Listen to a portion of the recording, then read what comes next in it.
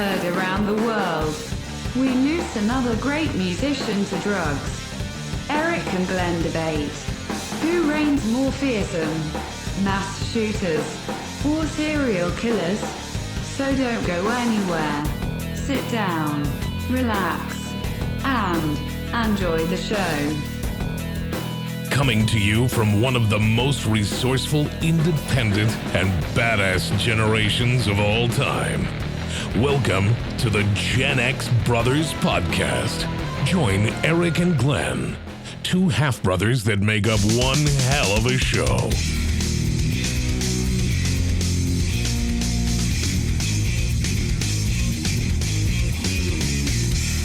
Hey, what's up, my Death Defiers? Hey, what's up, everyone? Welcome to the show. I'm going to copy, hey now. Hey now. Yeah. Let's rip off Howard Stern. Hey now. Let's do it. Hey now. Oh, my.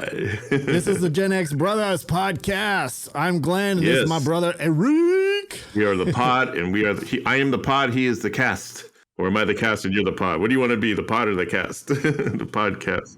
Where did that name come from anyway? What's the origin of a podcast? Podcast. Are you in a pod or something and you're casting from a pod? There's been some shit happening in the news the past week, man. I don't think we can avoid it. We got to talk about it. Well, that's a lot to process. First thing we got on the agenda, first thing that happened almost like immediately after we got off of last week's show on Friday, we were kind of just talking about the Foo Fighters. And then all of a sudden, a couple hours later, it's like Taylor Hawkins fucking dead, man. Yeah, like out of nowhere. Like, you know, the last time a death like that was out of nowhere, like totally unexpected that I could think of is Prince. Prince, yeah. Maybe even David Bowie, because remember David Bowie released that album and then he died like a day after. Well, no, but we knew he had, everybody kind of knew he had cancer. So I think that wasn't that unexpected. But this was kind of, but again, when you're doing drugs and shit, what the. So did they ever find out? I know they said something about there was 10 different cocktails in the system, but some of them were prescribed. Yeah, I don't think that they got the toxicology report back. That usually takes a few months. But not to sell anybody out. And obviously, we come from the music world. And whether people like to believe it or not, we're old fuddy-duddies. We're still somewhat connected because your connections kind of told you that they weren't surprised that this was, like, before it even came out, you were like, oh, this was going to be drug-related, right? Yeah, and so-and-so had talked to Tommy Lee, his wife. Well, we don't want to say any names, but, you know. Yeah. I was trying to avoid the name. Edit that part out. Anyways, so-and-so talked to so-and-so who is pretty famous, whose wife is friends with him. And they said they had just got off the phone with him. They talked to him 2 hours before he died. And the theory is whether he got some bad cocaine, I think. I don't know if that's come out yet or whether he was... Because there's no secret that he had a drug problem. And he even in his own interviews, which I'm going back and reading, he would openly say that, yes, I love my drugs. It's just that sometimes I I overdo it sometimes, but because he did overdose, I think back in 2000 or something, he had a couple of overdoses. And but I don't think he was a hardcore, because obviously he can't be that good of a drummer and just that talented of a dude and be able to, he must have known not to do it on stage or anything like that. But well, there's some, this as well as I do, that some addicts are very good at keeping it. Like there's out of control addicts and there's control addicts, Yeah, that's true. There's some addicts who are obviously, they're able to keep it in check and not be crazy and just kind of let loose every once in a while, but just like a casual drinker, I guess, Yeah, and it's not uncommon for when bands go on tour, like especially in like those other countries, for them to just sort of split up like that and just kind of, one guy goes and does his thing, and the other guy does his thing, in their hotel or whatever. Some guys like to go out and party and have a good time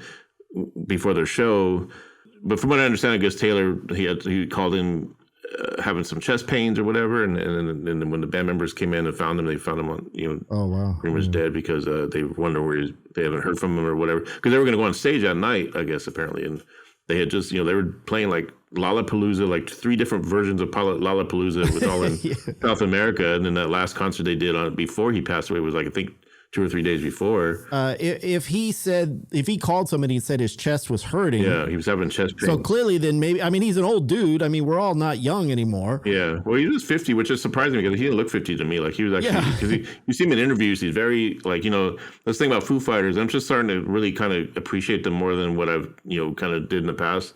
Especially even before he passed away, I started watching some concerts of the Foo Fighters. Like, damn, these guys are really good live. Like the way Dave Grohl is on stage, and because when you think of Foo Fighters, you think, okay, they're a safe rock band. And when you think of, oh, I like rock, I like crazy rock, and who do you like? Oh, Foo Fighters, because they're safe and they're well known. It's like even the Grammys was like, we need a rock band. Who are we going to call? Let's call the Foo Fighters, and they're supposed to perform the Grammys, but now they're not going to be on there. But I think with Foo Fighters, they're just a good. I mean, you could say they're safe, but they're a good fucking band. He's a good musician. Yeah, they're good. There's no question. I mean, especially Dave Grohl. I mean, he's a metalhead too. He did that metal band back in the day called Probot, where he had like Lemmy and Voivod. He's a self-proclaimed Voivod fanatic, and I've always liked him. I just never had their music, and I think I want to go and buy some of their vinyl now and definitely get into their music more. Well, I don't know if you've heard, because you heard that they had that Studio 666. And I want to go see that movie. It did flop a little bit from what I understand, but I would definitely want to see it. From what I understand is based on that movie, Dave Grohl wrote a whole metal album through that movie. Yeah, and it came out the day that Taylor died is when it came out. Yeah, so I listened to it the other day, and I listened to it today some more. It's really fucking good. It's a really good metal album. I don't know. Have you had a chance to hear it? Or? I heard one song. Yeah, I heard of one song. It was like on the day that it was released on YouTube. I just heard one song. I'm thinking, oh, this is pretty badass. And because at first I was kind of skeptical, but I was thinking this might actually be one of the best death metal albums ever recorded. Well, that's what I'm saying. If you listen to the whole album, every fucking song is like an homage to a different style of metal. They got one that sounds kind of like a Stained, that new metal shit that I'm not really into, but it still sounded really good. And then one that was like I could have swore the second song on the album sounds just like fucking Tony. It sounds like one of his blast beats and him singing like from the get-go. And I was like, what? What are they called? Dream Widow, right? Yeah, we'll definitely get that album. Widow. I'll probably hit the record store this weekend and see if I can pick it up. It's a really good. I was just listening to it. I was like, damn, this is surprisingly good. It was. Yeah. Every song is different, and I'm sure they catered each song maybe to the movie. I think with me, I always liked the Foo Fighters as them as people and as musicians, but I just never got into their music, and I think it's just because I just never took the time to really get out there and buy it or look at or listen to it. But I do, because you always hear just the hits or whatever. Yeah. So now I'm curious. I'm going to go back and get their actual albums and actually listen to the deep cuts and see how good they are. Because I always like watching them in interviews. I love Dave Grohl on his documentaries that he does. Oh yeah, and I love Taylor Hawkins when he's with him, because you notice like it's Dave and Taylor. They're like the face of Foo Fighters. Yeah, they're like brothers. They're like they're so inspiring when you watch them, because they're always so hyped up about whatever the fuck they're doing. They're always like, oh yeah, dude, we're gonna do this and we're gonna do that. And they just have that passion for music and for what they do, and it's just And I didn't know Taylor was a good singer until I watched that video of that last concert he did in Argentina before he passed away. And I guess that's a normal thing that Dave Grohl does, is where he brings out Taylor to sing on the last song. He sings a Queen song, and then Dave Grohl gets behind the drums, and like, damn, Taylor like owned the stage. It's like he should be the front man, the way he's running around stage, and his voice is super good. And also, like, there's a Foo Fighters concert I watched where they brought this guy up from the audience. They call him Kiss Man, and he plays guitar, I guess. Well, they didn't know he played guitar good, but he was like holding up a sign, "Let me come up and play." I forgot what the song was. Monkey Wrench. I saw a TikTok. Yeah, Monkey Wrench. And he gets up there on stage and just knows the song right away. And Dave Grohl's like flipping out on stage, like, "Oh my god!" It's fucking great. So I'm thinking, like, yeah, I like Foo Fighters now, like more than. I mean, it's such a sad loss. Not like I never disliked them. I just like them more. Yeah, it's a sad loss. And you wonder how Dave is going to go on. Like when you have somebody, I mean, obviously you already lose somebody like Kurt Cobain early on. So you're that's the thing, like, he's gone through now 2 deaths of like, Yeah, you're kind of familiar with that tragedy and building up again. But how do you do? I mean, they've been together since Foo Fighters have been together, and it's just, man, it's like, that's fucked up. And I'd be curious to find out if they found fentanyl in his system, because that's really hitting, especially here in Oregon, it's hitting people bad. I've lost a couple of clients on it, and there's those blue pills. Yeah, I mean, it could have just been a combination of the drugs and the fact that he's 50 years old. Your heart can only take so much. He might have just had a heart attack because of, like, not necessarily a drug overdose, but just a heart attack because of the drugs. They're starting to cut cocaine, meth, and marijuana even with fentanyl for some reason. It's just killing people left and right. Is it cheaper or something? What's the fucking deal with fentanyl? Something to do with it being cheaper, and it's actually something to do with, like, if you're a heroin addict, then you're going to get a really good high, and you're not going to really die from it because your tolerance level. but you're going to get that really good high. But if you're not a heroin addict, you're not used to taking it, and then you take some fentanyl in your meth or your speed, you have a good chance that you're not going to make it out alive, you know? Well, okay. Well, then explain this to me, because wasn't fentanyl the thing that they were getting like opioid addiction back, 10 years ago or whatever, where everybody was like, it was the drug companies selling it? Right? Pretty much. And I'm wasn't not sure, fentanyl is so fucking expensive that people were going to heroin because fentanyl was so expensive? Now it's cheaper? Like, I don't understand. Yeah, I mean, there's that type of fentanyl where if it gets in the air or whatever, it can definitely kill you. Like there was one really? Where a cop, Fuck. a cop opened up a bag and the fentanyl got into his face, and they had to like do the Narcan can on him, and well, wouldn't that be considered like a toxic sub? Like they shouldn't even be fucking touching it. Like, yeah, that's what I'm wondering. Like, why are these dealers killing their own customer base? That's like. Well, I guess McDonald's does the same thing, but well, slowly, but not that fucking. I mean, I don't know. That's weird. But yeah, Taylor Hawkins, man, it's like Taylor Hawkins, and I can imagine. So Dave Grohl, like, what's he going to do with Foo Fighters now? Obviously, he's going to. I'm sure he'll get another drummer, but it's going to take some time. I think what he'll do is since he plays drums and he can sing really well, he might do a few shows like that just in honor of his friend, and then eventually, I think at some point they're going to probably get back out there and find another drummer. Well, I mean, with Dave, he's the type of person that just this is his passion, so he has to continue to write. But at some point, you say to yourself, "Fuck, man, I'm done. I'm I don't know. Maybe this might be the nail in the coffin that just kind of fucking tells him it's time to retire." But I don't know. If anything, if he doesn't do the Foo Fighters again, he'll be doing something to music, I'm sure, because the dude loves music too much. Yeah, he loves creating and got the. And obviously, with this metal album, he wrote all the music. He did everything, the whole album, which is pretty amazing. Yeah, I think he writes the majority of the music for Foo Fighters, from what I understand too. I think he's pretty much the main writer for that. Pat Smear, he's another interesting character. He kind of like makes me like the Foo Fighters a little bit when I watch him on stage, because he's such a weird guy. Like, he's always got that weird smile on his face, and he looks like a serial killer. I mean, yeah, he looks like a serial killer, like a psycho. He's just like the kind of guy that you meet him off stage, he'll just like do some wacky shit to you or something. Yeah, like there's something hidden behind his eyes, man. Like, don't fall asleep around Pat Smear. Yeah. But keep one eye open when you're sleeping next to him. That dude. No, obviously everybody says this. Hey, our hearts go out with Taylor and the family, and for Dave Grohl and everybody that knew him and shit. And it's just. Well, yeah, Taylor, from what I understand too, a lot of people are speaking out that met him in person, even fans he was just that kind of. He was a fan himself. He was he would just like. You could talk about Kiss and Iron Maiden and all the metal bands and all the rock bands to the guy, and he's just as much as a freak about that stuff as the fans. And there's been fans that would say that they'd see him at a concert, rocking out in the audience of another band, and it's just like you could tell he's super enjoying himself. And and did you see the one with that little girl that played drums in front of his hotel room like the night before, because there was a show that it was canceled because of weather?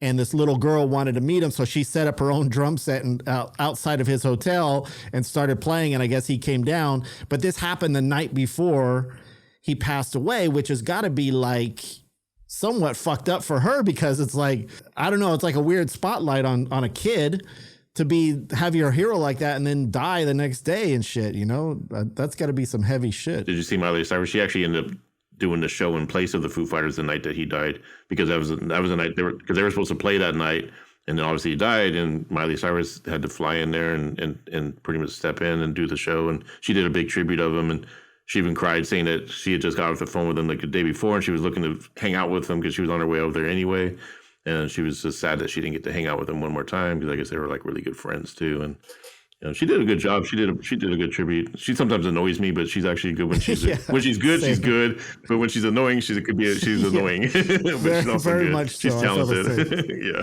But of course, no celebrity can die without having some kind of connection to fucking John Stamos for some reason. Oh yeah, what's up with that again? So I guess John Stamos tweeted like his last text message from Taylor, and it said something like, what did it say? I have it right here. "We've yet to fully have a hang. Got to put a shit together before we die." So, yeah. Okay, I did see that in the news. But it just seems like every time somebody dies, for some reason, John Stamos is like the last person they talk to. Why is that? It was kind of a cryptic message there. "Before we died." And it's like, oh shit, then he died. Because didn't John Stamos have something to do with somebody else who died recently? Like, yeah, I can't remember who though. Might have been Prince. I don't know. No, there was somebody else recently. More recently. Man. I mean, everybody knows John Stamos, who's famous. Everybody loves John Stamos. I guess he's. Do they go in threes? So would Betty White, or is that too many, or it has too much time passed? No, I think it was too much time passed. There was somebody just died recently. Yeah. So there's Taylor Hawkins, and then there's got to be somebody else, and then somebody else if they all go in threes. And well, at least he died at 50, not 27. Like, you know, like not part of the 27 club. You know? I mean, your body can only handle so much. Let's just put it that way. When you're doing drugs, you're playing drums, you're fucking constantly putting your body through hell. But I think him playing drums is probably what kept him going for doing the drugs that he did. And if he was that hard, like I said, I have no idea what his history of drug use was. I just know, like, from those interviews I read he was just talking about how he loves his drugs and he knows he needs to quit, but and at times he takes it too serious. You know, especially at the time he overdosed. So, yeah, you're taking it too serious, dude. Yeah. But I mean, obviously people, you know, I don't have any issue with people doing drugs if they can handle it and they do it their own way and they don't disturb other people. There's nothing wrong with that for recreational drug use. I've got nothing against that. The only thing I have against drug use is when they're fucking annoying as shit and they're bugging me. That's the only time I care. But in their own personal life, you know, as long as it's safe or whatever, and, you know, but eventually it catches up with you. I'm just glad I quit, you know, before this all fentanyl shit started getting into stuff, because I would have probably got a bad batch of something. I would have done some cocaine at someone's house. And yeah, probably, because I was, you know, you put a few beers in me and somebody puts out a line of something, I'm going to do it just because my inhibitions are down. And you were actually that bad. I didn't know you were actually that bad with drugs. Yeah. I knew you were that bad with alcohol. It was alcohol always more, but there was times, there's times I just, you know, and I wouldn't have done drugs if it wasn't for the alcohol. I think I wouldn't have, you know, like I said, it's just being at a certain place at the certain time, you know, and just having your inhibitions down. Because I was always afraid of drugs, or putting something in my nose or smoking it or something, you know. Me too. But when I was at a party and somebody put out some speed and tried it and liked it a little bit too much, and it did help me stop. But even then, you're always so fucking mellow. I can't see you. Yeah. I mean, I've seen you get angry. I've seen you get crazy a little bit, but nothing like, you know, like what you would think of a speed freak. Yeah, there were times when I wasn't drinking a whole lot, and it was because I was doing a lot of speed. I wasn't doing a lot, but you remember how skinny I got, kind of. You know, I was always playing it off to people like, oh, I just drank a lot of coffee, because I had to hide that stuff, and it helped me stop drinking. So everyone was thinking like, oh wow, he's not drinking and he's looking all fit, you know. And it's like, no, I was doing some speed, you know. A lot of times, you know, Gabriel, because, you know, Gabriel did a lot, you know, and I would do it with him every now and then. So, but I would only do it like if he offered it. Like, I wasn't like, hey, dude, can you hook me up or whatever like that. It was more or less if I'm, you know, we lived together, obviously. Did you pay for it, or were you just like, oh, if it's laying around, it's free? Yeah, it got to a point where there was, like, especially in a few years before I moved up here, it got to a point where I started paying for it every now and then. But I would only buy like a 20 here and there. Off of certain people, and it was just because most of the time, like, if I needed to get sobered up, you know, after drinking all night, then if it was available, then like, you know, especially when I was living with them as roommates, you know, it'd be like, hey, can you sell me like a dub? You know, I need to go to work, you know. And then damn, Eric, you're a low life motherfucker, man. Yeah, low life, right? Fucking crackhead. Fuck you, man. I let you into my home, motherfucker. It was around my kids and shit, being all fucking drugged up. No, just kidding. You know, I think I did a lot of shit that I just, you know, and I wish I could take it all back, but, you know, you can't fix the past. You can only shape today. As long as you're still alive to enjoy life and the right way, then who gives a shit what you did in the past, you know? That's all that matters. That's part of an addict does, you know. An addict is good at hiding shit and lying, and that's part of like that's the general DNA makeup of an addict, is to hide, lie, steal, you know, whatever they need to do. I stole a lot of money off Christine off my ex-wife, just to feed my habit of alcohol mostly, and then sometimes drugs, you know. So then let's, if we're going to define that as saying, hey, somebody, obviously you need to have your fix. So somebody like Taylor Hawkins, who clearly was open about his drug use, he wasn't hiding it. Would that be somebody who's just considered recreational? Yeah, someone who's probably just enjoyed it, and he obviously had a good life. He's not like, you know, someone who kind of is just getting by. Someone like me at that time, living paycheck to paycheck, I shouldn't be spending money on alcohol and drugs, you know. Well, no, but you were reckless. I mean, he wasn't. When you were out of control, you kept going until it got out of control. Yeah, Taylor, if he wasn't reckless, he just had a good control of it. And who knows, like, we don't know, like, you know, how he was with his band members. Maybe he was showing up late at times, and, you know, I'm sure he went through some drama with some of his use in the past. Because again, he did overdose. That's you know, I forgot what year it was, but Because I mean, I've known alcoholics where they would drink at work, they would, but they were functioning alcoholics, and they weren't mean people. They were just, you could smell alcohol in their breath all day long, or, they were drinking from there, but they weren't like crazy. They were just. I mean, that's functional at the time. I think my biggest thing about wanting to quit and needing to quit, but I kept telling myself, well, you can actually control it. You can, and it's just part of an addict lying to yourself. Because not only are you lying to people, you lie to yourself when you say, well, I can control it. As long as I just drink this and that, or as long as nobody knows I'm doing this or that, then I'll be okay. But, then all of a sudden every problem you have is related to the actual alcohol or the drug. You got to just wake up and say, okay, I just had this happen today. And why did it happen? Well, because look what you did today. Like you freaking got drunk, or you got high, or you this or that. You didn't get this done, or you got in this bit of trouble because of that. And that's when you got to wake up and say, yeah, I guess I do have a problem. And so at that point, is that when you have somebody like Will Smith come up and smack you for oh, talking shit. Remember that. Got to kick some shit into you for keep my wife's name out your fucking mouth. Man, it's just a G.I. Jane joke. I said, keep your mouth shut. No. Keep my wife's name out your fucking mouth. Think how happy you sounded. That sounded like some classic G.G. Allen. Yeah, right. Happy music with violent lyrics. Yeah. Keep my wife's name out your fucking mouth. So that's the nenext story we're talking about. Here, obviously, everybody at this point knows what's happened. But when I first saw it, man, I could have swore, like when I first saw it on, obviously it went everywhere. It looked like a fake setup slap to me.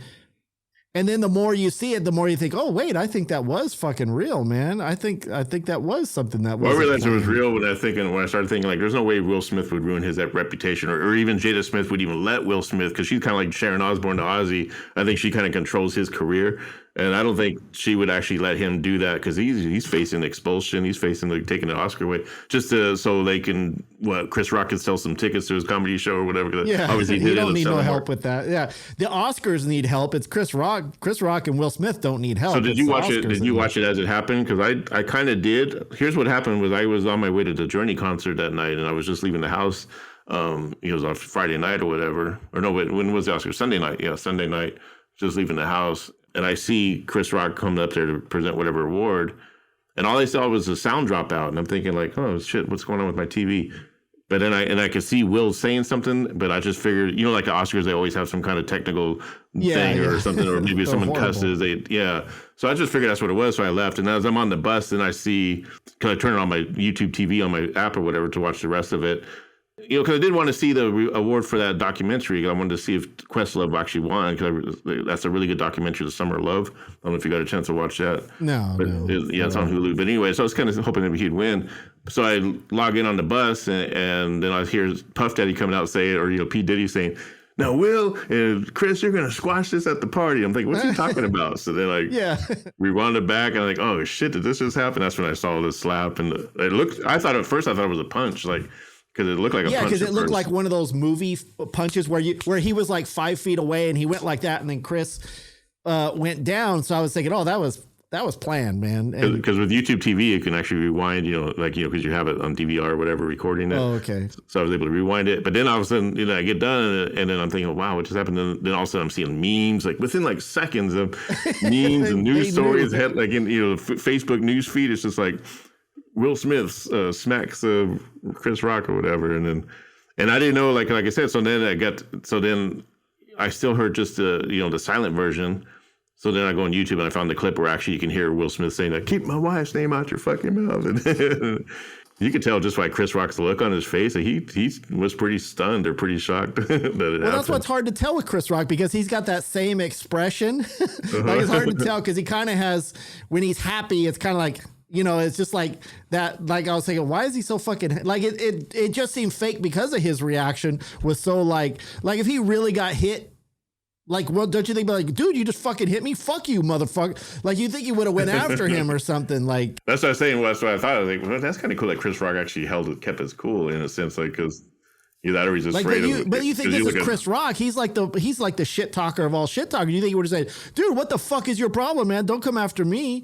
And then me at first, I didn't get the G.I. Jane joke when I heard him. When I watched the replay, I didn't get it at first until I realized. No, I didn't either. Yeah, and then I thought, and then you hear about, I guess she got, because then you look at her face and you could tell, like, before it even happened, like, you could see the look on her face, like she did not like that joke. And then I find out later it's because she has an alopecia where she lost her hair. And here's the thing is, I don't think Chris Rock knew that, and I think he's actually going to be talking about that when he does finally speak out on this, because maybe he just thought she shaved her head or something. Yeah, and he was just being a comedian. And bottom line, I don't think he deserved to be slapped at all. I mean, yeah, Will Smith could have handled it by just shouting something or whatever, if he didn't like the joke or whatever. But that's just, when you're at those things, you're going to get roasted on. That's just part of being roasted. And I think Chris Rock just thought he was going to roast Jada or whoever in the audience, like he did with that. Yeah, that's what he does. But don't you think it was weird? Like, after you start seeing it run, like all the different camera angles and shit, doesn't it show how much Will Smith is under Jada's thumb? Because he laughed at the joke and he was like, oh, and then he looked over and was like, oh shit, I better do, like, I'm going to get in trouble tonight if I don't fucking stand up for my wife. Yeah, because he laughed at first and then you could tell, like, he probably looked at her look on her face and like, oh shit. Which I understand if he looked over and said, oh shit, this hurt her feelings and we're going through a hard time right now. Yeah, but don't go and fucking hit somebody. I mean, and the fact that they let him stay and accept his reward. So I guess they're still debating now. I guess they're investigating. It's going to take a couple of weeks for them to decide what they're going to do. They're going to do. They're not going to do anything because it fucking boosted their ratings up. And here's the thing too, and it's hard to believe that kind of shit because in the Academy says that they asked Will to leave, and then later on we find out that they were lying about that. Like, they're so full of shit. And now they're saying that the cops are there and the cops were ready to do something. Well, is that true or not? But, nobody knew shit. I mean, they probably thought it was a skit. I guarantee you, everybody thought it was a skit up until the end of the show. Even on Facebook, I'm in a few debates with a few people on Facebook about it. I'm like, nah, dude, it was real. Like, I mean, I knew for a fact it was real. I didn't think it was a skit at first. I did. I thought, because I know the Oscars, nobody watches them, so I just assumed it. Yeah, come on, dude. I did at the very first part when I saw Will walking away with a bit of a smile on his face, but then after I kind of see what was going on, and I thought, man, that really happened. When I could see Chris Rock with his reaction, I've really felt that he really did get caught off guard. I guess it was just hard for me to believe that Will Smith would do something like that. Mr. fucking perfect, Mr. everything in order, like for him to fly off the handle, that just seems unreal to me. Well, from what I've always understood, like they have a pretty kinky relationship. Like Jada Smith has an open relationship. Like she's able, like they're swingers, I have a friend who knows them and she would always say that when she would go to parties and stuff, that Jada would always try to get her and Will in, but she's very not into that kind of stuff, right? So.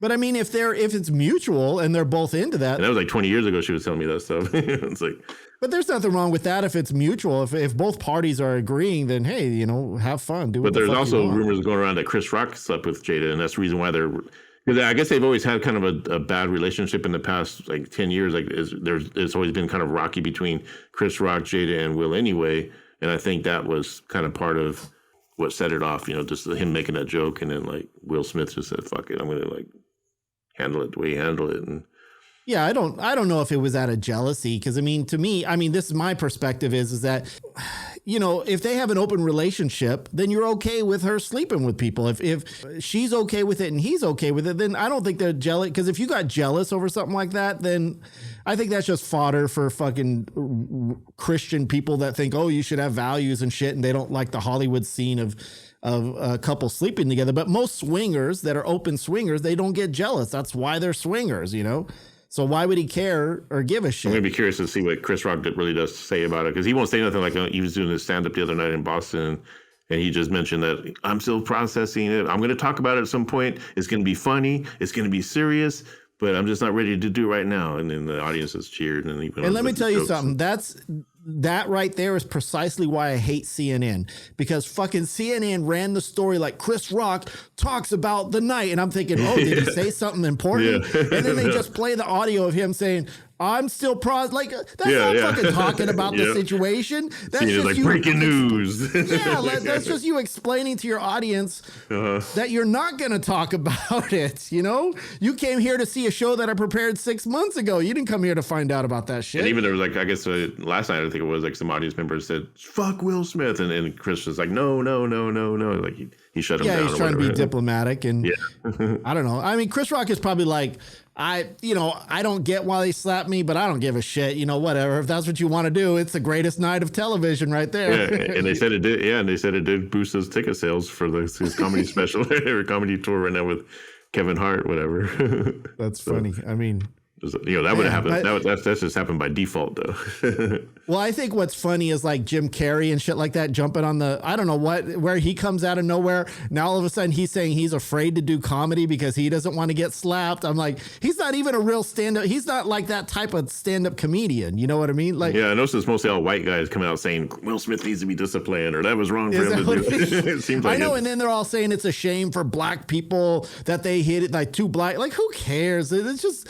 Trying to make it like this ain't the Source Award, like totally like be racist with saying stuff like this ain't the Source Awards. It's like no. The truth is he got emotional about his wife. He took he did something stupid. That's all it is. It's not a racial thing. It's not bad for black people. It's not bad for comedy. Like it's just something that I almost think that if Chris Rock wouldn't have made that joke or like to say if Chris Rock made the joke but Will Smith didn't react the way he did, then everyone would be downing on Chris Rock for making a joke about alopecia. You know what I mean? Like he would be the bad guy. Yeah, that's what's weird too. Yeah, it could have gone both ways, you know. But what if it was Ricky Gervais and he went up there and hit a white guy? Would that have been like? Would have everybody would have been Yeah, Ricky Gervais said something about it too. I think it was pretty. He said something about Will being like a joke or something. Someone was saying calling Will Smith a cuck or whatever. You know, cuck means like when you let some other dudes fuck your wife and you just sit there and watch and be like. Yeah, it's bringing out all the dirty laundry. So, you know, but I know that Jada has a podcast and clearly when Will's ready to talk about it or whatever, he's going to go on there because they want the ratings and shit. So, you know, when he does actually decide to say something, he'll probably go on there or maybe even have Chris Rock on there, or they both should just go on Howard Stern. That's what they should do and hash it out. I like those. The one meme I saw was like, why did Will Smith slap Chris with the open hand? You know, because paper beats rock. Yeah, because paper beats rock. That's funny. Yeah, there's all kinds of there was like all these memes and there was like thousands of them. Even like while I'm people watching just jump on that shit, man. Yeah, even while I'm trying to watch Journey live, you know, like I'm sitting there like going through getting memes on my phone and sending memes while I'm watching the concert. There's a lot of great comedic minds out there if they can come up with this shit so fast. Yeah. You know, it's like 2 seconds later, man, a million jokes flying over the Twitter waves. Yeah, and for the record, Journey rocked that night. Is that so, Eric? Yes. Regardless of what Chris Rock or Will Smith did to each other. Yeah, Journey rocked the house down. Were they still as good? So it still had, what's the guitar player? So Neil Sean and then Neil Sean, that's it. Yeah. And then Jonathan Cain are pretty much the only two original guys. And Jonathan Cain, the keyboard player, he was really good. He's a badass keyboard player. Yeah. I always loved his style. Yeah, but Neil Sean sounded really good. And that singer, because in the beginning he took a lot of heat for trying to sound too much like Steve Perry, but he's come to his own. You know, he's been in the band for like probably 20 years now. So, and there's no way Steve Perry can actually sing those songs again. You know, even though he's as good as he is. But I think it's good to. If you're a band like that whose sound is based on the singers, like, you know, the singer makes the sound of the band, it's only smart that you're going to get a replacement that sounds similar to that. So that way, when you do the classics, you have that good sound. And a guy who can actually do his own style for when you do new music, which they put out albums with this guy, and still sound good. Didn't the same thing happen with like Anthrax, where they got the singer from Armored Saint? And I was like, John Bush and that's just like, no. He belongs in Armored Saint. He's got the voice for Armored Saint. I was like, no. You can't. I went back and listened to some of the John Bush with Anthrax. It does sound good, but it just sounds like a totally different band, you know? Like the sound of Anthrax is Joey Belladonna is the sound of Anthrax. Exactly. And I think the only band able to pull it off where you completely switch singers was Van Halen. I mean, Sammy Hagar and David Lee Roth, that's the only one that I can think of that actually made sense. And it was a completely different direction, completely different band. That's true. for whatever reason, maybe that had to do with Eddie Van Halen as good of a guitar player as he was. What about when Axl Rose took over for Brian Johnson and AC/DC? To me, that sounded more like Guns N' Roses covering AC/DC. Yeah, I didn't. That's the one thing you don't do. You don't don't get a singer who's so recognizable as Guns N' Roses to sing for your band, because then you're just going to sound like Guns N' Roses doing AC/DC. That's like getting Brian Johnson to replace Steve Perry for Journey. It's not going to sound like fucking Journey. It's going to sound like AC/DC. Exactly. What's wrong with you? Yeah. Oh man. Yeah. So Will Smith, he's getting the shit. Chris Rock is getting the praise. Yeah. Chris Rock is, and I'm on Chris Rock's side too. I think because he's a comedian, he's joking. He made a joke, and maybe. And I just seriously think that Chris Rock didn't know that that she had alopecia. I think if he knew, he probably wouldn't have made that joke. If he knew about, because again, their relationship has been estranged for a while anyway, so he probably just didn't keep up on the news. I didn't even know she had alopecia. I didn't even know her hair was short like that. I had no every idea. time I see her, didn't even know she had short hair. I didn't. Yeah, every time you see her, she has a different hairstyle. So I didn't even. So of course, how's Chris Rock gonna know? He just made a joke. But now it's like, now they're saying it would be badass to see her as G.I. Jane too, though. She would make now she's really going to get offers and shit. Yeah, she would make a really cool G.I. Jane too. Who was the original G.I. Jane? Wasn't it Bruce Willis's wife? Demi Moore. Yeah, that's it. Yeah, did you hear Bruce Willis, man? Bruce Willis is retired. Oh, yeah, Some kind of medical condition. That's the one thing that I liked about the Oscars that I missed because I don't watch it because I don't give a shit was the Pulp Fiction reunion. And to me, Pulp Fiction is like the greatest fucking movie of all time. Always has been, always will be. Oh, they did that? I think I missed that. Yeah, they brought a briefcase up or something. I just saw a little snippet of it, but they brought a briefcase up, and then John Travolta, Samuel Jackson, and what's her face? Uma Thurman. Uma Thurman all showed up, and so they called it like a reunion of. Oh, cool. Yeah, I must have missed that. But obviously, that's why Bruce Willis wasn't there, is because unfortunately, because he's got to retire.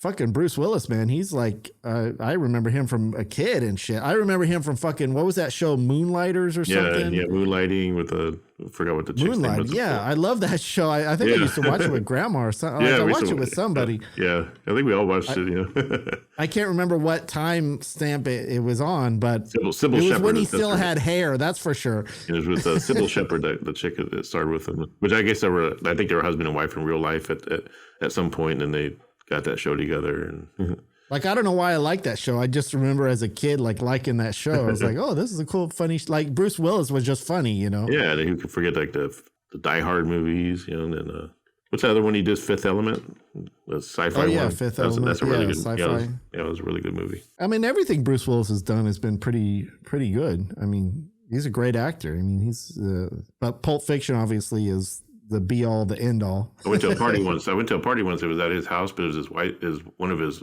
actually his wife's house, but he wasn't home at the time. It was, remember Teddy from Rebel? Oh yeah. Yeah, because we used to hang out with him and Pam and stuff, and we all went to some party in Encino, and it was Bruce Willis's wife's house.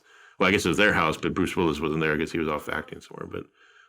I didn't really see her. I didn't even know who she was at the time. It was you still got to throw parties even when Bruce isn't there. Pretty cool. You got the house party for it. Yep. That's fun. But that's cool. But yeah, I mean, that sucks for him. I mean, what is it he have? He has something where you basically you can't talk or something? Or called asagia or aphasia or something. Aphasia or something like that. I don't know if is it a form of like Alzheimer's or something, or some kind of, it's a cognitive the disease. Is that, from what I understand, is a cognitive thing, but I don't know. Yeah, where basically you lose like your ability to like speak and do certain things, and it's caused by a stroke. So I don't know if he had a stroke or if it's just something hereditary that it happened, but that sucks, man. It's always weird, like when you hear like people like him who are these rich, famous celebrity people, and then they get some disease, and you think, well, fuck, if anybody should be able to beat it, it should be them. They have all the money in the world, man. Fucking, and then they don't, and then you're like, oh, fuck, I guess doctors, you can't buy doctors. I've been having like little short memory losses every now and then, like, and I'm kind of thinking, shit, should I get something checked out? Like, what if I'm getting like early onset Alzheimer's or something? Because I'm the same way, man. Because me, I used to have like a sharp memory. I used to have like almost an eidetic memory. I could remember anything. But nowadays, I'm just like, what was? I'll take my medication. Like, for my type 2, I'll take my medication, and within like a minute later, I'll be like, did I take it? And like, I can't remember. And then And one time I took it again and ended up with a stomach ache. Diarrhea. If you take too much, you get a diarrhea. I was like, oh, I guess I did take two, or I did take one earlier. You have a timer on your phone, dude. I know. I even have a reminder, but I'll even forget to check that. And I have that stupid. I have an app that actually is supposed to remind me, but it doesn't. There's no sound. I've checked my settings and everything. There's something going on with my sound settings or something. But there's an app for medication that if you press it, it'll tell you that you've taken it. So like when it says, "Oh, time to take it," and then you take it, and then you hit the button, and that way it'll tell you, "Oh, you already took it." So maybe I'll check that out. Maybe you should get something like that. Yeah. If I remember, I'll download that. We're a bunch of old fuckers, man. What the fuck's wrong with us? Generation fucking old men. Yeah. But hey, that's why the good thing is if we become serial killers, we won't fucking remember who we killed or what we did. So we can plead innocence. So it'll just all be recorded here on the podcast. Yeah. Oh yeah. I forgot about that. So there's this weird thing that there's this weird transition. There was this story I was reading about. There was a weird transition over the 2000s to where we're actually getting less serial killers. Oh, yeah. And more mass shooters. Yeah. You know what I mean? Because the mass shooter seems to be the thing that's in phase right now. Mm-hmm. And I fucking, to me, I mean, I've always been a fan of serial. I mean, I'm a sick motherfucker. There's a lot of people out there. That's why true crime sells so much. So obviously it's a popular subject, but so I don't feel bad for feeling this way, but I hate the mass shooter versus a serial killer. I'm down for fucking. Well, I don't like my serial killers who get caught. And I don't like my mass shooters who end up shooting themselves. That's a Trump statement. If I ever about Trump. I don't like my war heroes that get captured. Well, this is what I think. I think mass shooters are a reflection of today's society, whereas back in our day, Generation X, you methodically had to kill somebody. You had to hide the body. You had to figure out a way to fucking manipulate the situation. But to me, mass shooters are just fucking lazy serial killers, man. That's all it is. Today's society is so fucking lazy. They don't want to go out and do all that work. They're just going to take a gun and shoot 100 people at once. Like we live in a world where like people just want to download shit, fast food, eat fast food, and just go, instead of taking their sweet time to kill somebody, they just want to go shoot a bunch of people at once and get it done and over with.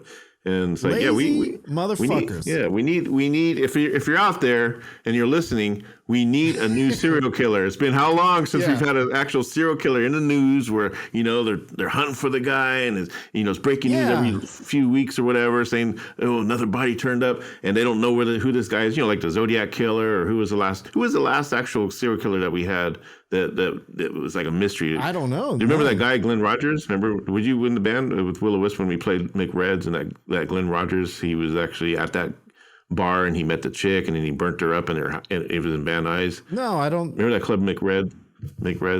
I think you might have been in the band at the time. I don't remember at all. So we were playing this club and I guess Glenn Rogers, he's a cross country serial killer and I guess he's known for going all over the United States and he was in California at the time and he left a trail of bodies in.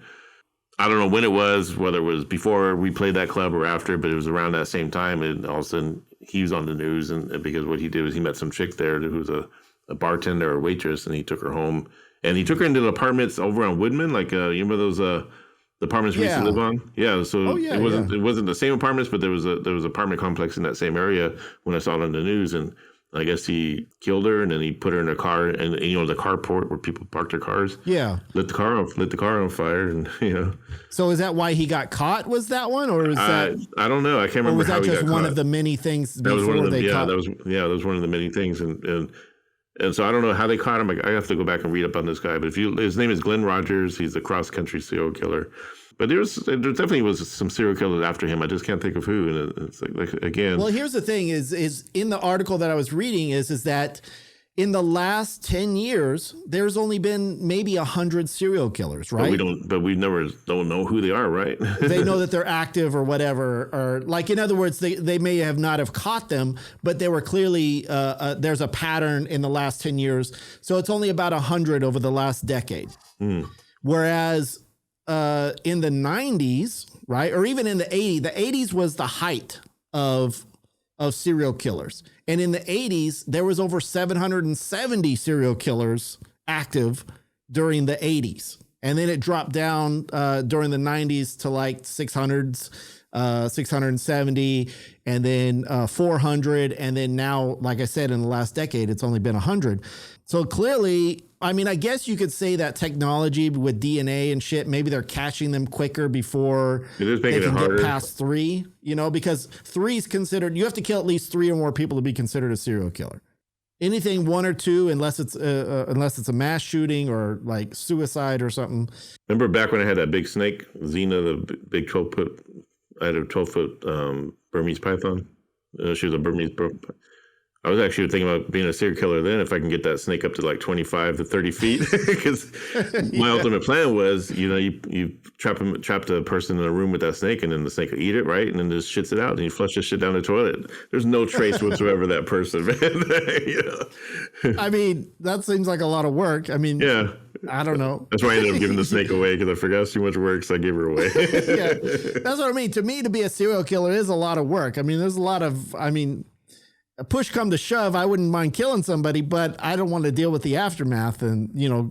I like to be like Dexter. I like to be like Dexter and just kill people who hurt animals. You know, like I like to go after these animal people that hurt animals or whatever, animal abusers, and be like a Dexter. Like, here's the only thing keeping me from being a serial killer now is I don't have access to a crematorium, because I think that would be the best way to get rid of the body, is a crematorium. Like I have a friend, you know, Demon Dave. Remember little Demon Dave? You know, he's a mortician. Oh yeah, the little fuck. He's got his own mortician. He's got his own funeral home. He's a licensed mortician. And I've been joked around like, dude, you should come here to Portland, man. So we can be like Otis and Cletus, or who was that serial killer team? I know you're talking about Otis. Yeah, the homeless guy. Yeah, you hook me up with that crematorium, dude. We'll go around and find some people that deserve to be killed. You know? But do you think? I wonder if maybe if the FBI is watching. We're just joking. If the FBI is watching or listening, well, fuck you either way. Come and prove it, motherfuckers. But so do you think, again, obviously society has changed. There are more mass shootings. Clearly, there's more like school shootings. There's more open mass shootings.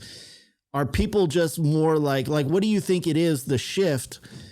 It can't just be crime is easier, because cops are still fucking stupid as shit. I'm sorry, but they are. They're not that good at their job. Yeah. Well, obviously, you know, with the mass shooting, especially this, what was the last one we saw with this kid, Elliot, whatever his name was, that shot up the school, and his parents were the ones that, like, they had all the signs, and, you know, and then they ended up fleeing because, you know, they were going to go to, you know, they were, and nobody did anything about it. The parents didn't do anything about it. Yeah, even like the mom was texting the kid, your problem is you got caught, because he got caught with some ammunition in his desk. And she just said, yeah, but it's because you got caught or whatever. Like, and I don't mind if you do it. Just don't get fucking caught doing it. Yeah, something like that. She's like, dumbass. Yeah, so she, and there's obviously the mental stuff going on, and then having easy access to guns. Or do you think serial killers are getting smarter? Because I remember that there's a great show called Mind Hunters on Netflix, which is a really great show about the beginning of. I need to watch season 2 of that. But what's the guy, the big guy that played the serial killer, the guy that chopped his mother's head off? Yeah, I can't remember his name, but he killed all the girls or whatever. But he made a great line. He said, "You guys are trying to catch you think you guys know what serial killers are like because you're just catching the ones that are stupid because you caught them. Imagine all the ones that you didn't catch. You know, those are the smart ones. You're never going to figure them out." He said, the only reason I got caught is because I turned myself in because I was tired of it. Yeah. He's off. If I didn't do that, you guys never would have caught me. So that's what I say. I always I like the serial killer who's not get caught. Yeah. It's like, and imagine how many of those, again, I think that's what that study is based on by saying there's 100, again, that these are cases that they link, that they may not have caught the person, but they still know that there's a serial killer because like 20 hookers are dead in the same area. They have the same MO. They all have whatever, mark to define that there's a serial killer. But even nowadays, people understand that to get away with something, you got to change up your MO. If you're really going to be a hardcore serial killer, you can't be doing the same killing every time. You can't be doing the same thing. Sounds like you put a lot of thought into this. What do you think about doing? If you could be a serial killer, about or already done, I don't know. We'll see. So if you could be a serial killer, what would be your method? I don't know. I couldn't be a serial killer. I just, like I said, it's too much work. I mean, like I could fantasize about it, but I know for a fact I wouldn't be able to actually take someone's life. Like it would be just hard. Yeah, like Like because I don't give a shit. I don't care about people enough unless you're in my face and I had to defend myself. I don't hate people enough. I do hate people, but I don't hate them enough to stalk them, to seek them out and kill them. Because I would do it if I could like do it like where it's like painless and then humane, like with maybe a shot of something, a shot of fentanyl or something, just stick it in their neck. So you're saying if that you were in Nazi Germany during World War II, you would be okay with fucking euthanizing people. Yeah, I'd be the angel of death of the 21st century. But you never know. Maybe there were a lot of people. Maybe that's why they were so easily able to kill all the people that they did. Yeah. The Jewish people, because they were like, I always wanted to be a serial killer, but hey, Hitler's giving me a reason to without without consequences. Much. So fuck it. I'm living my fantasy. I want to be a nice serial killer. Just no pain, just a little jab. And then just don't chop them up or nothing. Just put them in the crematorium and let it and just. But I think you're right. There hasn't been a good. There hasn't been a Zodiac killer. There hasn't been Richard Ramirez where you're actually terrorizing people in the news. Sending letters out, or the Unabomber even. I respect the Unabomber. Jeffrey Dahmer. Yeah, that's what I say. We need like a real serial killer. Like, so if you're out there and you're listening to our podcast. And you're a serial killer. Then come on, dude, get with it, man. Come on our show and let us know our your show, secret, let's talk about it. Totally, and you'll be totally anonymous. You can wear like a hood and disguise your voice. Yeah, I just find it fascinating the drop, and it just shows our lazy culture. Yeah. To me, it shows lazy culture that people would prefer to go out and fucking just millennials, man, shoot a bunch of people in like one blast. That's what they want. They want the big fucking ticket instead of, or I guess it's all about ego, because a mass shooter is somebody who wants the ego of saying, hey, I shot all these people and then I had to die in the glory of a big battle. Whereas serial killers are more methodic. They don't want to get caught. They want to keep it to themselves. They want to keep that treasure. They don't want fucking everybody to know their shit. It's fucking millennials, man. Get with it. Yeah, you motherfuckers, man. So, I'm blaming the MTV teen mom generation, man. That's the reason why that's why we don't got no serial killers, because of fucking MTV and the reality shows and Kardashians kids and these days, man. Teen mom Kardashians. That's what I'm telling you, man. Kids are so fucking wimpy and fragile these days. Let me tell you something. In my day, when I was a teenager, or let's say when I was in my 20s, if something happened, like let's say we stayed out all night doing a show and like somebody got shot and we had to be out till 4 o'clock in the morning, you know what? We still had to go to work the next day. If there was a big tragedy, we're like, oh shit, we got to go to work because we still got to pay the bills. Oh, we still have responsibilities. I still have to show up to this and I still have to show up to that because that's my responsibility. I made a commitment. But nowadays, if a fucking kid like breaks his fingernail, I got to take a week off. I need 3 days off to recover. It's like, shut the fuck up, I'm emotionally distressed. Yeah, like just over something stupid. Oh, I stayed up all night with my friend because he was sick and now I can't go to work the next day. Fuck you, man. Get off your lazy fucking ass. So didn't use the pronouns that I wanted them to use. Now I'm distressed out. So I guess in a way I'm doing something I never thought I would. I'm agreeing with Kim Kardashian when she said women just need to get off their asses if they want to fucking be successful. And I think she's right, Maybe she didn't go about it the right way, but fucking hey, I support it. Yeah, fucking get off your ass. You think you're just going to put out some picture and become fucking famous or whatever? People are lacking hard work ethic these days. So like this podcast so we can get some damn money. Yeah. Because I don't feel like working no more. Yeah, we don't feel like fucking working. I done work my whole life, man. I paid my fucking dues. Same here. We paid our dues. We deserve the fame more than some little bitch that just fucking puts a naked picture up and says, okay, everybody love me. We deserve more likes than that stupid little parakeet that's jumping through a fiery hoop or whatever. Fucking like our shit, motherfucker. Yeah. No. Actually, I don't even give a shit. Like us or not, I don't give a fucking shit. We just do it for fun. If you guys don't like fun, it, fuck you. It's just getting stuff off our chest and just talking about cool shit, telling good stories and just hang out with people. Let people hang out with us and just I like listening. listen to that kind of stuff, where people just hang out, And I think we're going to start having some guests on the show coming up here soon. Well, you guys will let us know if you like it or not. And, we're going to start. I guess a lot of people are digging what we're doing, because a lot of people are contacting us and saying, hey, let's be on the show. So let's be on the show. Yeah. Which is kind of cool. So yeah, maybe we'll get Chris Rock on the show and Will Smith. We can have them work it out. Huge ratings. Huge ratings. Two middle-aged white guys fucking mediating two middle-aged black guys. Yes. Yeah. That'll go well. The fuck's wrong with us? Yeah. No. The smack heard around the world, they call it. So what's going on with you, Eric? We're wrapping up the show here a little bit. Is there anything that's on your mind besides killing people or putting them in a crematorium? Just the same old, man. Just living life in the debt, day into debt. And what about any? Have you checked out any new TV shows? I was gonna say that show, Bad Vegan, man. I watched. I'm on episode 2 of that. Yeah, that's actually getting pretty good. Yeah, it's fucking nutty, man. To me, I'm fucking so amazed at Bad Vegan, of how somebody could fucking manipulate somebody like that. And well, I actually do believe it, because us being in sales, we grew up in that world where you kind of just bullshit people. Mm-hmm. Yeah. I'm fucking in the CIA, man. Yeah, that guy was like pretty trippy. I mean, that guy's like how far are you on that series? Because I'm only on episode 2. I finished it. It was. I watched in a couple days. I'm curious to see how far it goes with that guy, because he seems like you'll see it goes all the way. Yeah, I'm not sure if I got into the really crazy stuff that you're thinking of or that you mentioned.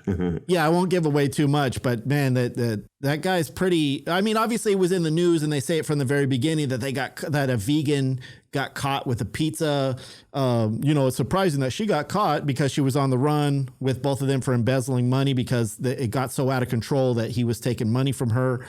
But I think the funny part is, and I'll say this one part, is, again, it shows how fucked up our media is. It shows how fucked up. And I think we have to have a whole show dedicated to what the difference between what a reporter is and what a journalist is.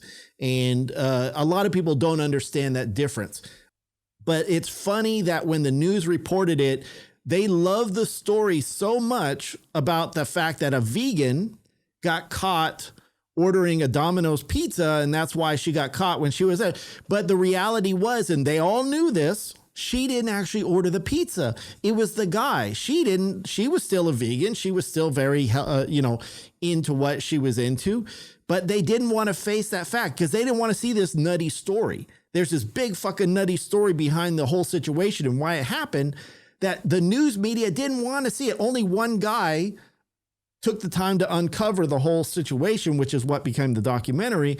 But all the other news media wouldn't know. We like the story that a vegan gets caught ordering a Domino's pizza, and that's what we're going to stick with. So they would rather stick with a one-line catchphrase rather than know the truth about something. That's what's fucked up to me. Well, that's what that brings me to. Just the other day, it was like Todd La Torre of Queensrÿche, the singer of Queensrÿche.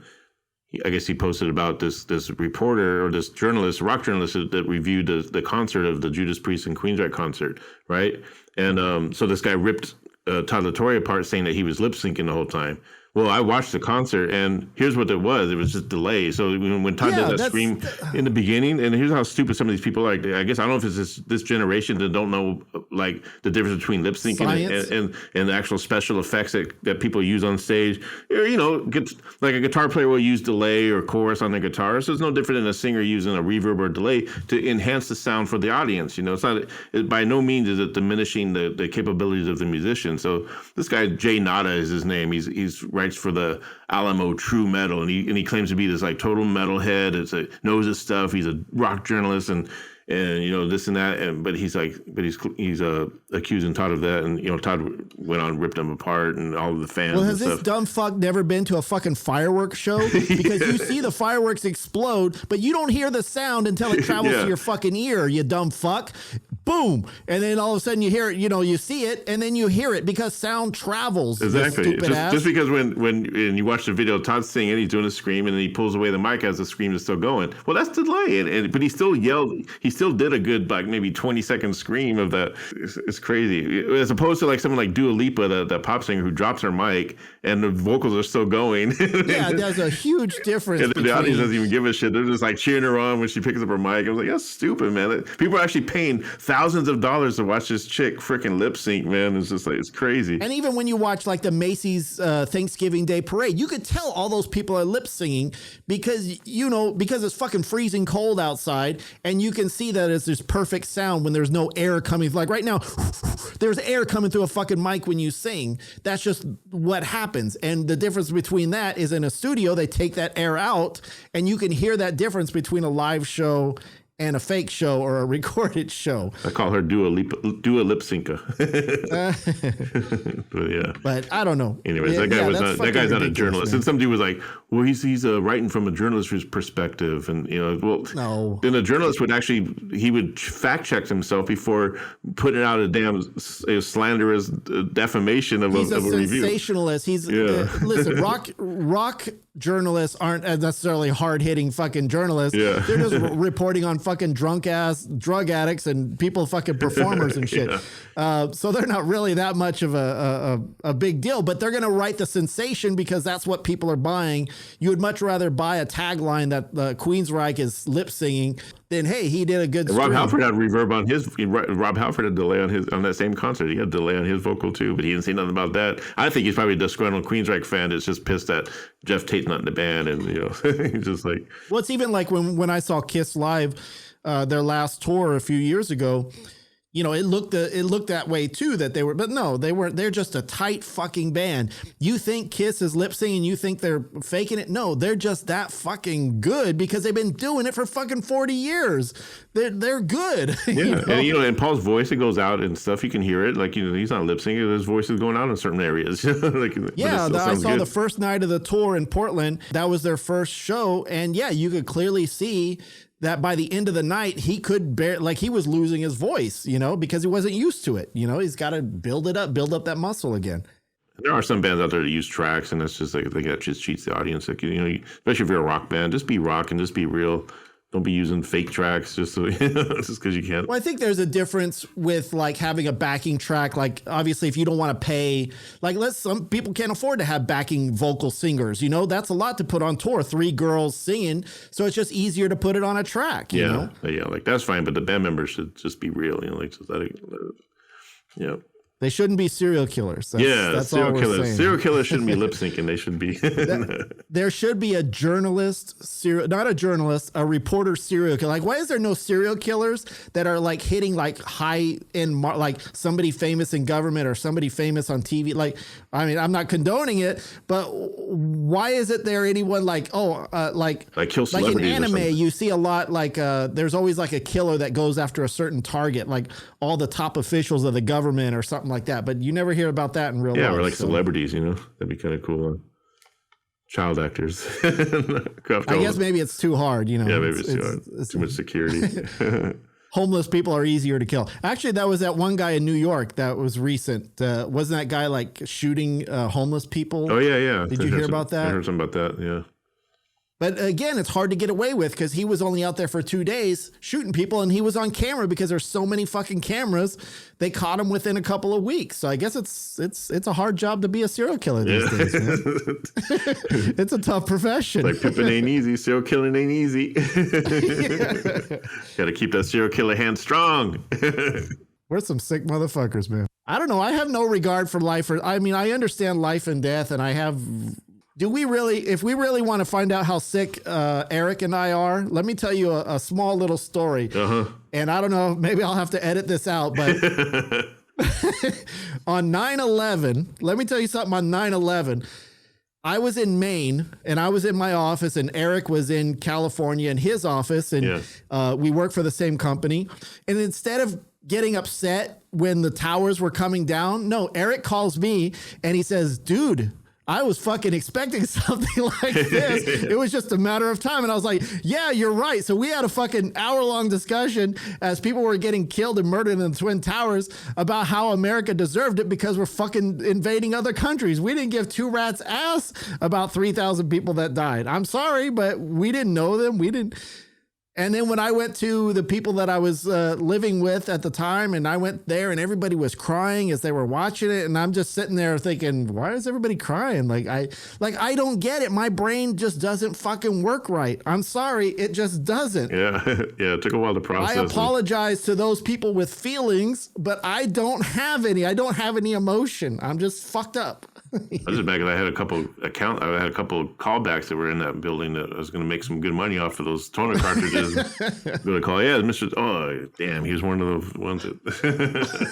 It's too early for that joke, Eric. Yeah. Wait another 10 years now. It's a true story, though. We did have accounts in the World Trade Center.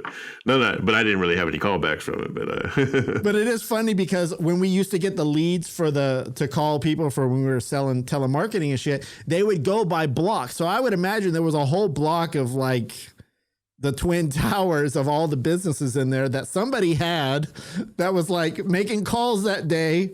No answer. No answer. No answer. I have seen it on some of the leads, like, in the World Trade Center, it was on the lead, or the company that we'd call with was inside that actual building. But I remember, like, I mean, not to make fun of a situation like that, but I'm sorry. That's how fucked up we are. It's like, yeah. I don't have any emotion to somebody that I've never met before. I barely have an emotion to somebody who's like, even my biggest idol, like let's say Michael Jackson, when he died, I was just like, oh, okay. Or, I disassociate with anything, unless they're in my circle of like family or friends or something. Even then I'm still kind of like, oh, I got to say something about that. I got to talk to them. Fuck. I don't want to deal with that shit. So you didn't care if I died, Glenn? It didn't hurt your feelings? I cried. I cried that night. I am flattered that you said I was your biggest idol. I loved your music, Michael, but I'm sorry I didn't cry. That means a lot to me. I remember I was in a Del Taco when I heard that you cried. I was in Red Bluff, California, visiting my dad. Oh. And we were in Del Taco when we heard the radio guy. Can I ask you something? Can I ask you something? Yeah, what did you order off the menu? Probably a crunchy taco. Oh, that's my favorite.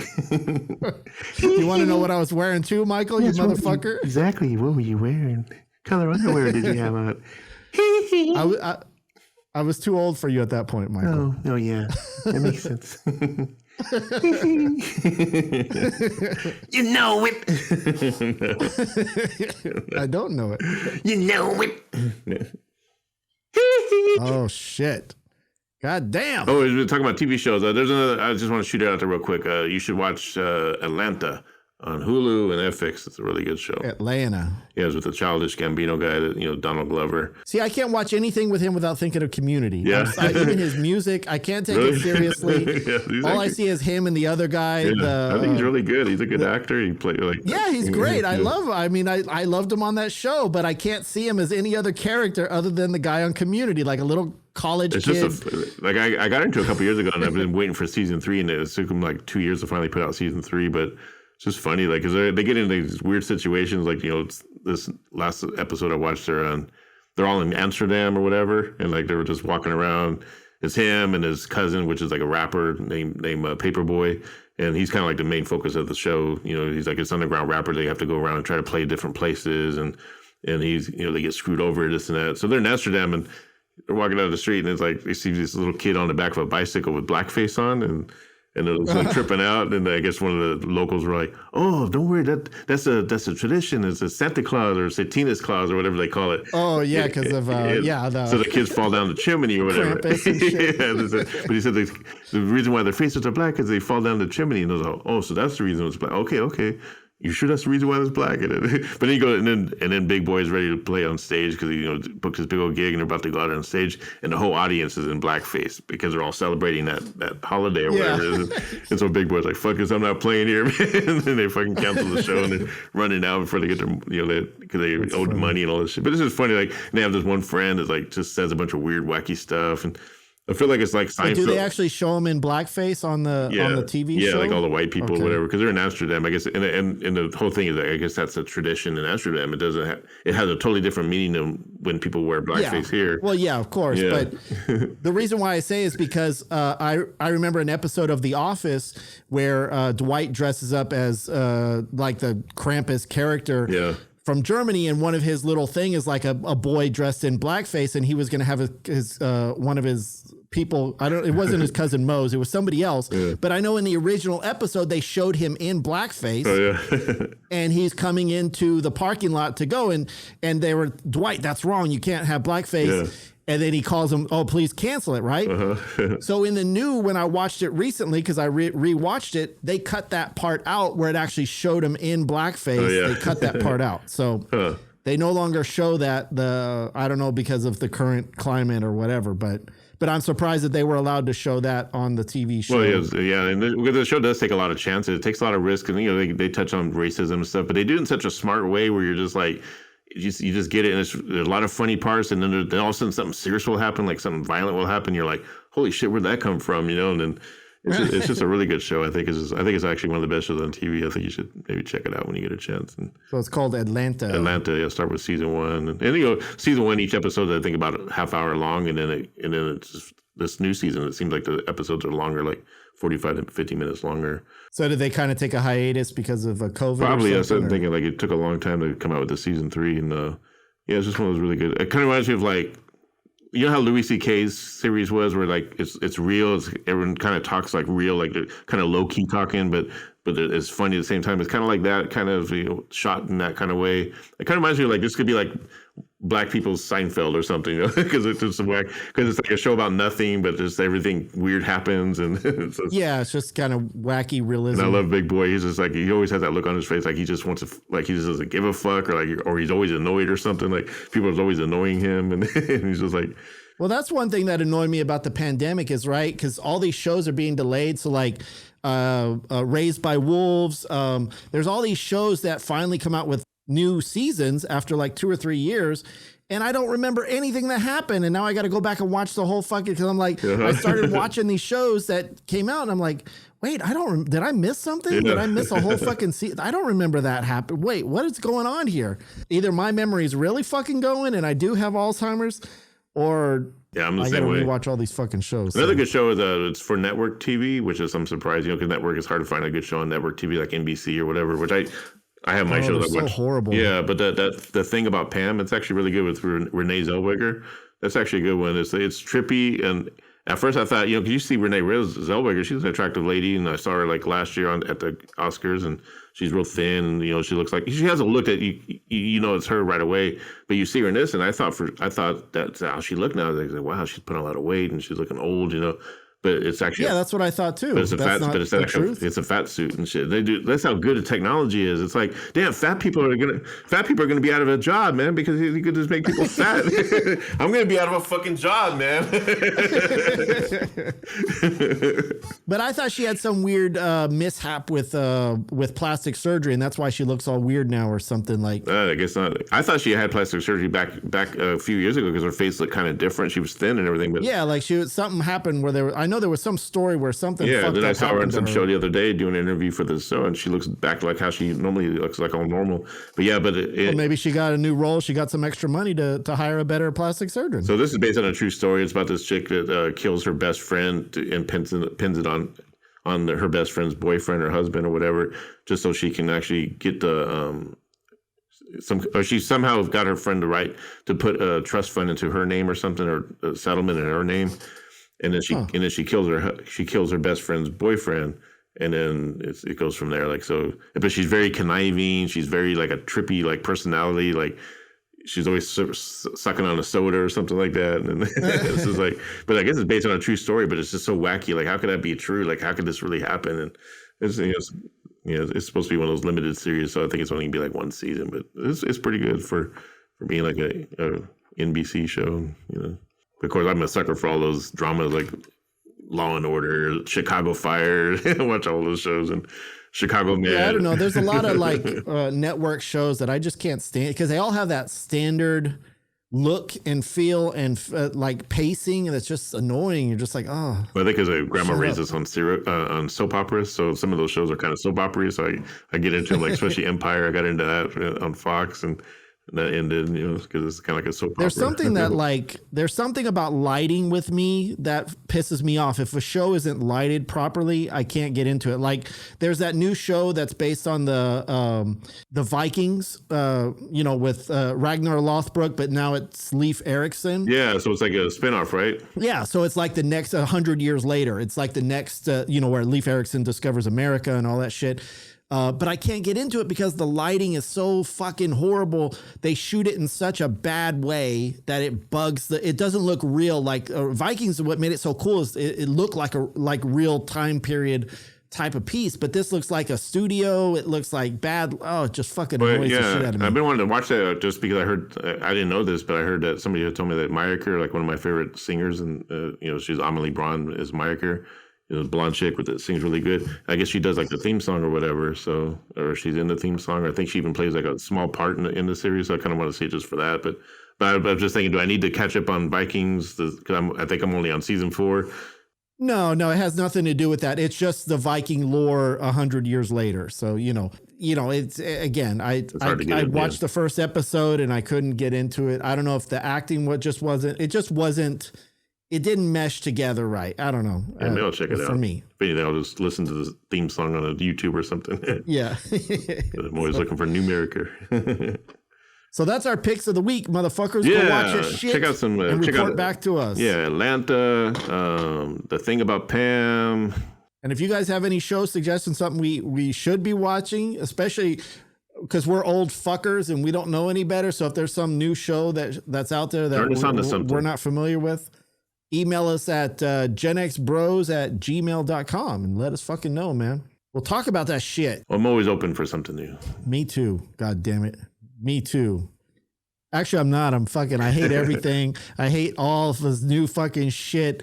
What about the new movie Morbius, man? It was getting torn apart. It looks stupid. I'm sorry. I didn't. Yeah. Is that Jared Leto in that? Yeah. When I saw the trailer a couple of weeks ago, or about a month ago, I saw the trailer and I was like, oh, this should be like a video on demand show or something. But it was getting such bad reviews before it even. I thought it was already in the theaters because I was reading all these bad reviews. But I guess it just came out today. I'm thinking, damn, if it got all those bad reviews then, and it's just now coming out. Yeah. But that's an old comic book, right? Because I remember having that comic book. I remember having the Morbius comic book. Yeah, he's part of the Spider-Man mythos. He's the guy that was like trying to cure himself because he has a disease where he needed to drink blood. He's a good guy, but he's kind of a bad guy because he's kind of like Dexter. He has to kill people to satisfy a certain urge, but he kills the bad people. So Morbius tries to drink blood from bad people like villains or whatever, but he's does it all wrong. You got to kill. You got to be equal. It only works if it's equal. You kill good, bad, black, white, doesn't matter. Yeah, there's some parts where he actually looks really cool. Like, wow, he does look like Morbius, but it's a Sony thing. And Sony, I guess they're just really bad at getting Marvel right. And that's what I understand. They need to just I think we need to do a ritual and bring Stan Lee back from the dead so that way he could fucking direct these people in the right direction, man. Yeah, this is Stan Lee. Stan Lee with Marvel Comics. Get that shit together. All right, everybody, that's our show. We want to thank you guys for listening. Yes, that's your show. And this is Stan Lee with the Gen X Brothers. Excelsior. Thanks, Stan. We appreciate the support. Yes, you're welcome. You're welcome. Any last words from Eric before he goes into the grave like Stan Lee? Yeah, check out Abath's new album, Dread Reaver. You can see it back there. I'm promoting my boy Abath. That's a big ass banner.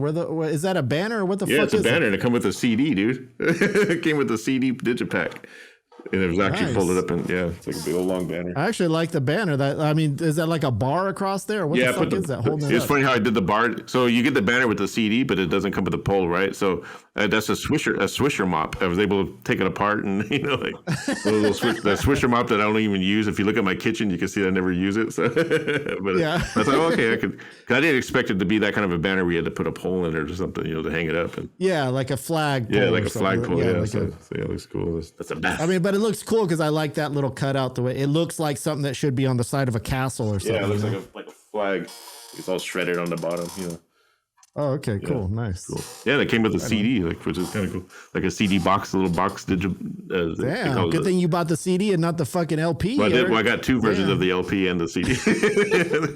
Why do you have like 30 versions of That's everything? That's how they get you nowadays with these bands, man. They like, it's like frick. You don't have to buy every version. Different colors, like I said, with the different. Some come with a sticker or posters, and The music industry said we're not selling very many albums these days, so we're gonna fucking trick the people that do love us into spending all their fucking money on our shit. And check this out. I just got into cassettes again. Like I was always dogging on cassettes. Like I hate cassettes. They're the worst thing ever happened. But then I got his album on cassette because it's red, and I got Cradle of Filth on cassette because it's red, and it just looked cool. Tricked your ass. Yeah. So then I went and bought a cassette player on Amazon, like a little boom box. It looks like a 1980s boom box, and you probably saw that I posted on Instagram or whatever. And Erik owns David Koresh on tape because he's getting fucking brainwashed like a motherfucker.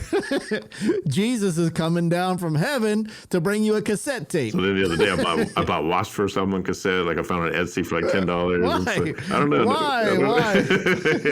Like, what's the point? Yeah, I'm starting to be like a hoarder. Remember, it's all like music and action figures. But you're the one that always says you have the perfect pitch hearing and that your sound matters to you, and you're gonna listen to it on fucking cassette. Yeah. Come on. What's the thing? I'm gonna have it on cassette, but I probably won't ever hardly listen to it. Just. You might as well get a reel to reel, I did see some bands actually starting to put out 8-tracks again, but I found myself looking for an 8-track and I couldn't find it. You're gonna start fucking laser disc and shit. Yeah, laser disc. But some of these things get up in value, like a bath cassette. I'm pretty sure in about 6-7 months it's probably gonna be like $50 or $100. I only paid $12 for it because I have some LPs, some of those different color ones that are like now worth $200, and I only paid $40 for it. Because they're limited 500. The deterioration rate to the tape is in 10 years, it's not going to be worth shit because it's going to be damaged because they're going to put it in their thing and it's going to be like, oh, this sounds like shit. Yeah. Why am I buying this? Yeah.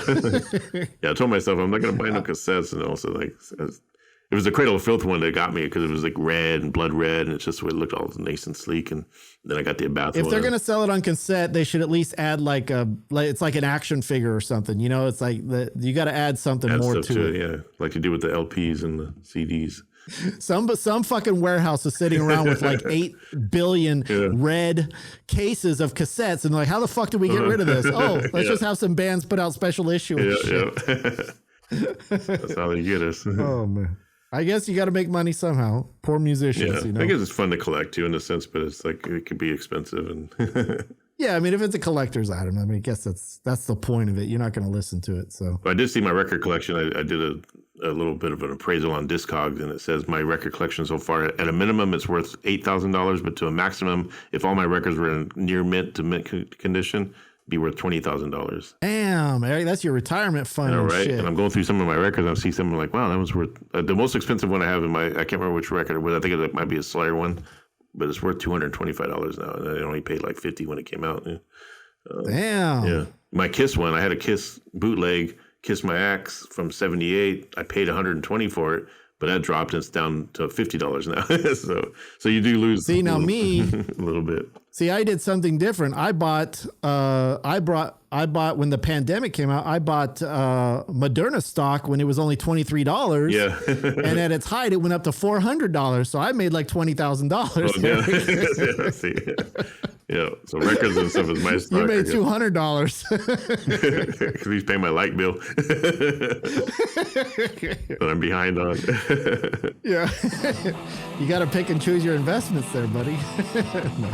But all right, guys, thanks for listening. We appreciate you guys as always. Yes. Peace out. We'll talk to you next week. Piece by piece.